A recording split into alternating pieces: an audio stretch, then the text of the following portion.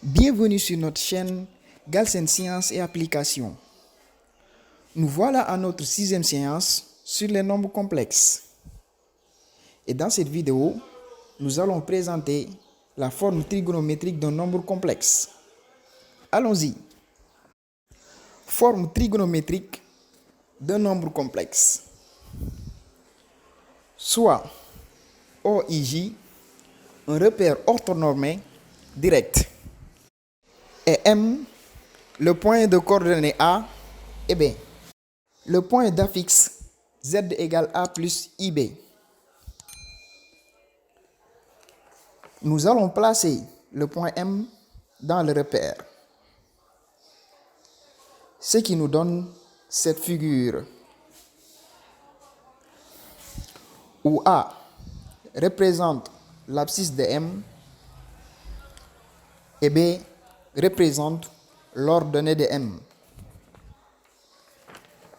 Avec bien sûr module de Z qui est la mesure de la distance qui sépare O et M.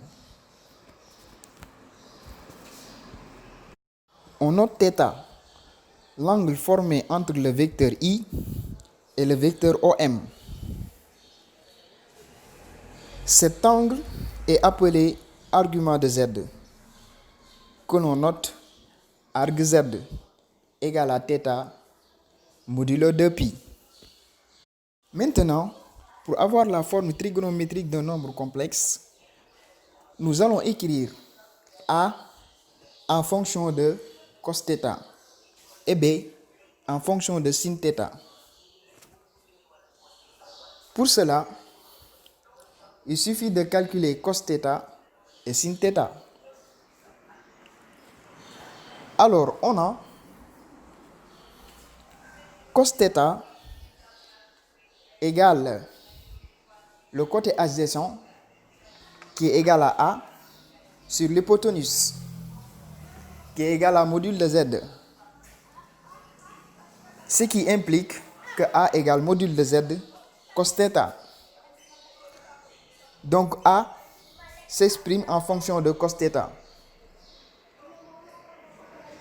De la même façon, sinus de θ égale côté opposé sur hypoténuse, ce qui nous donne B sur module de Z, ce qui implique B égale à module de Z sin θ. Ainsi, en remplaçant l'expression de A et de B dans la forme algébrique de Z, on a Z égale A plus IB égale A, je le remplace par module de Z cos θ, ce qui nous donne module de Z cos θ plus I, facteur de B, je le remplace par module de Z sin θ. D'où la forme Z égale module de Z, facteur de cos θ plus I sin θ. Ainsi, nous allons établir la proposition suivante. Soit OIJ, un repère orthonormé direct, et Z égale à A plus IB, un nombre complexe. La forme trigonométrique de Z est égale à module de Z, facteur de cos θ plus I sin θ, où θ est l'argument de Z. Donc, argument de Z égale θ modulo 2π. Exemple. On peut prendre par exemple Z égale 1 plus I.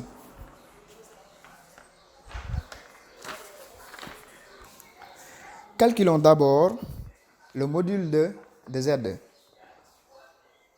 Module de Z par définition est égal à racine carrée de Z multiplié par son conjugué qui est Z bar égale racine carrée de A au carré plus B au carré, ce qui nous donne racine carrée de 2. Ensuite, Nous allons calculer cos θ et sin θ, car la connaissance de la valeur du cosinus et du sinus d'un angle permet d'identifier la mesure de cet angle. Allons-y. On a cos θ par définition égale B, la partie réelle, sur module de Z égale 1 sur racine carrée de 2, qui est égal à racine carrée de 2 sur 2. De la même façon, on va calculer sin θ égale partie imaginaire qui est égale à 1, donc B sur module de Z égale 1 sur racine carrée de 2 qui est égal à racine carrée de 2 sur 2. Donc le cosinus de θ est égal à racine carrée de 2 sur 2 et le sin de θ est égal à racine carrée de 2 sur 2.